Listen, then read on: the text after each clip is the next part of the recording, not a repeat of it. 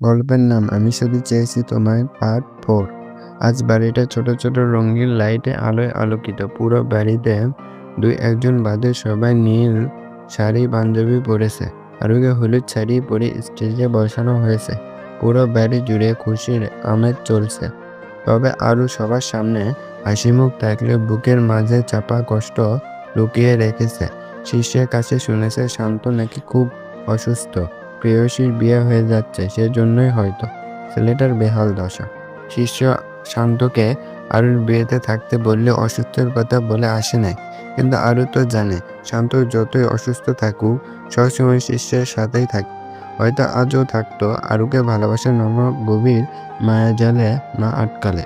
আরু শান্তের কথা ভাবতে খুব কান্না আসলো, তবে অতি কষ্টে সেগুলো নিয়ন্ত্রণ করে নিল। চোখ গড়িয়ে ফোটায় ফোটায় পানি পড়তে থাকলো মেয়েটা। আশফা দূর থেকে সবাই দেখলো আশফা দূরেই দাঁড়িয়ে আছে। বেশি মানুষের মধ্যে মোটেই ভালো লাগে না মেয়েটা। তার উপর আবার খোলামেলা পরপুরুষের সামনে দেই দেই করে হাঁটা মেয়েটার একদমই পছন্দ না। যদিও আশফা নীল শাড়ি পরে হিজাব দিয়ে মুখ বেঁধে নিয়েছে, তবুও মেয়েটা কেমন যেন অস্থির ঘিরে ধরেছে। আশফাকে একা দাঁড়িয়ে থাকতে দেখে আয়রা আরুর পাশে ঘেসে দাঁড়ায়। তারপর আশফার উদ্দেশ্যে বলে, আশফা আরু আপুকে সুন্দর লাগছে তাই না? হলুদ মাখামাখি অবস্থায়। আশফা মাথা নাড়িয়ে হ্যাঁ বোঝালো। তারপর আয়রা আবার বলে, কিন্তু দেখ আপুকে কেমন যেন মনময় লাগছে। মনে হচ্ছে আপু এই বিয়েতে রাজি না। আয়রার কথায় পৃষ্ঠে আশফা কিছু বলল না, তবে মনে মনে বলে, তুমি হয়তো জানো না মেয়েটা পাহাড় সমান কষ্ট বুকে নিয়ে অন্য কাউকে বিয়ে করছে। সত্যি তো আয়রা আপু এই বিয়েতে রাজি না। এগুলো ভাবতে হঠাৎ আশফাকে পিছন থেকে কেউ ধাক্কা দেয়, আর মেয়েটা নিজেকে সামলাতে না পেরে কারো গায়ে পড়ে। কিন্তু যার গায়ে পড়ে সে মোটেই আশফিয়াকে ধরার প্রয়োজন মনে করে না। তাই তো মেয়েটা ফ্লোরে পড়ে যায়। আশফিয়া মেঝেতে বসে ডেবে ডেডে চোখে সবার দিকে তাকায়।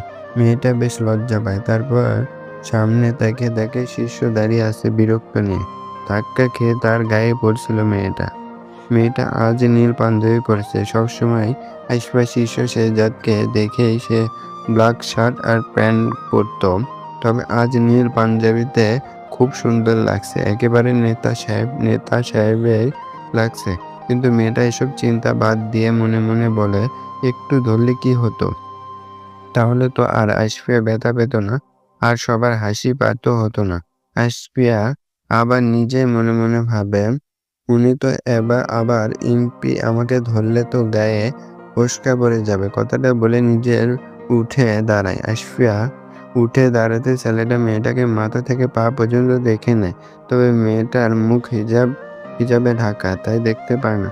শিষ্য কখনো মেয়েটার দিকে ভালো করে তাকায় নাই। যদি ভালো করে তাকাতো তাহলে নির্ঘাত প্রেমে পড়ে যেত। আর আশফিয়াও তো সব সময় নিজেকে অন্য পুরুষের থেকে আলাদা করে রাখার চেষ্টা করতো। ধাক্কাধাক্কি করছো কেন? মেয়ে ছেলে মানুষ দেখলেই কি গায়ে পড়তে মন চায়? শিষ্যের মুখে এমন কথা শুনে আশফিয়া খুব লজ্জা পায়। তাই সেখানে না দাঁড়িয়ে দ্রুত প্রস্থান করে, নিজের রুমে চলে যায়। শিষ্য এতে করে খুব বিরক্ত হয়ে নিজের কাজে চলে যায়। সবাই দেখে যান রুমে এর মধ্যে একটা মেয়ে আর একটা পুরুষ কেমন যেন দেখা করছে। হঠাৎ এমন কণ্ঠস্বর শুনে চমকে উঠে বাড়ির সব লোকজন। সবার কর্ণে এমন ধ্বনি পৌঁছানো মাত্রই সেটা অনুসরণ করে সবাই ছাদের চিলেকোঠায় রুমের সামনে অবস্থান করে। তারপর বোঝার চেষ্টা করে কি হচ্ছে এখানে। সামনে তাকিয়ে দেখে মিলল শীর্ষ শেহজাদ আশফিয়া। দুজনে চিলেকোঠার রুমে। এর মধ্যে গুঞ্জন শুরু হয়। এমপি শীর্ষ শেহজাদ বনির বিয়েতে নিজের বাড়ির আশ্রিতা মেয়েকে নিয়ে নিজের বাড়ির চিলেকোঠার রুমের রঙ্গমেলায় মেতেছেন। এর মধ্যে সাংবাদিকরাও আরও বানিয়ে বানিয়ে হেডলাইন তৈরি করছে। পুরো দেশ জুড়ে জানাজানি হয়ে গেছে এই কথা। আশফিয়া যদিও কান্না করছে, কিন্তু শীর্ষ রেগে চোয়াল শক্ত করে নেয়। যদিও শীর্ষ সবাইকে রাগী কণ্ঠে বোঝানোর চেষ্টা করছে, কিন্তু কেউই সেটা বুঝতে নারাজ। শীর্ষের কথা যেন সবাই কানেই নিচ্ছে না। এমনিতে আরুর বিয়ের কারণে বাড়িতে মানুষের আনাগোনা বেশি। তারপর আবার এই ঘটনা সব মিলিয়ে যেন পুরো বাড়িটাকে চিড়িয়াখানা বানিয়ে দিল। সেখান থেকে কিছু লোক উঠে বলে, এমপি হয়েছে তো কি হয়েছে? নিজেদের বাড়ির আশ্রিতা অসহায় মেয়ে পেয়ে তার ইজ্জত লুটে নিবে। আর আমরা সাধারণত মানুষ তা চেয়ে চেয়ে দেখবো তা তো হবে না, এদের বিয়ে দাও সবাই মিলে। কথাটা শোনা মাত্রই তরকারি শীর্ষে মেজাজ বিগড়ে যায়। তাই নিজের মুঠো হাত বন্ধ করে শান্তের নাম্বারে কল করে। এমন কথা শুনে শান্ত নিজের কষ্ট ভুলে বন্ধুর জন্য ছুটে আসে শীর্ষ শেহজাদের বাড়িতে। এমপি বলে কথা। এমন কথা শুনে পুরো বাড়ির মানুষ গিজগিজ করছে। মেইন গেটে তালা ঝুলছে। শান্ত মানুষ ঠেলে ভেতরে প্রবেশ করে। শীর্ষ শেহজাদ লাগে চোয়াল শক্ত করে আশফিয়ার কাছে গিয়ে মেয়েটার দুই গালে ঠাস ঠাস করে থাপ্পড় দেয়। তারপর চুলের মুঠি ধরে বলেন, তোর এত বড় সাহস আমার চরিত্রে দাগ লাগাচ্ছিস মিডিয়ার সামনে। আমি আগেই বুঝতে পেরেছি তুই আমার উপর নজরদারি করছিস। তোকে তো আমি আজকে মেরেই ফেলব। শীর্ষকে অনেকে থামানোর চেষ্টা করছে, কিন্তু ছেলেটার দানবের মতো শরীর, সেই জন্য কেউই পেরে উঠছে না। আশফিয়ার নরম শরীরটা ক্ষতবিক্ষত হয়ে যাচ্ছে।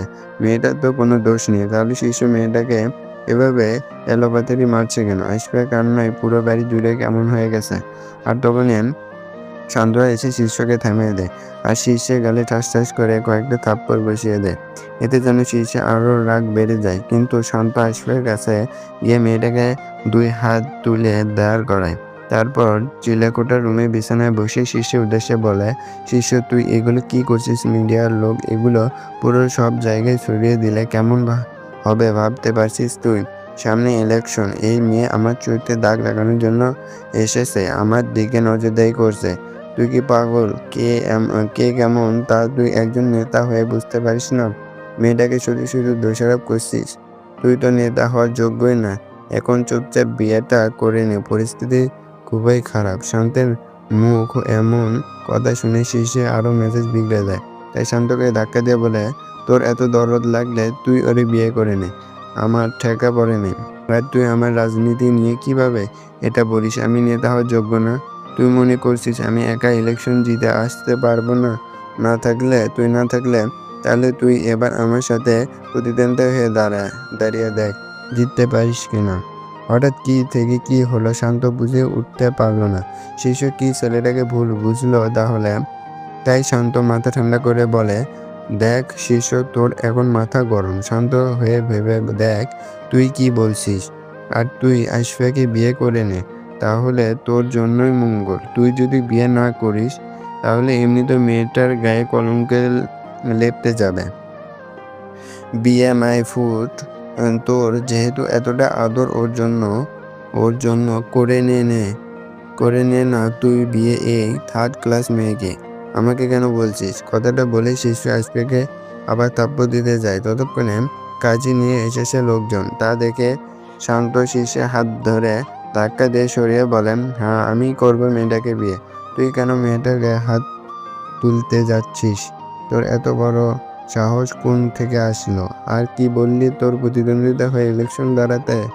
দেখ তুই যদি আমার কথা মেনে নিতি সব মিটমাট হয়ে যেত, তাহলে দিল্লি তো ঝামেলা। শান্তের কথা শুনে আশফিয়া মিটমিট চোখে শান্ত আহনাফের দিকে তাকায়। কি বলছে এই ছেলে? আরু শান্তের দিকে ছলছল চোখে তাকিয়ে আছে। আর আশফিয়া ভাবছে শান্ত কি ওর উপর দয়া দেখাচ্ছে নাকি অন্য কিছু।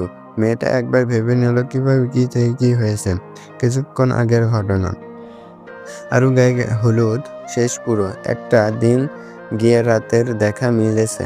চারদিকে রাতের আধারে চেয়ে আছে। আরুর বিয়ে সম্পূর্ণ হয়েছে কিছুক্ষণ আগেই। বিয়ের সাজায় সজ্জিত রমণী ও আরু এখন অন্য পুরুষের বউ।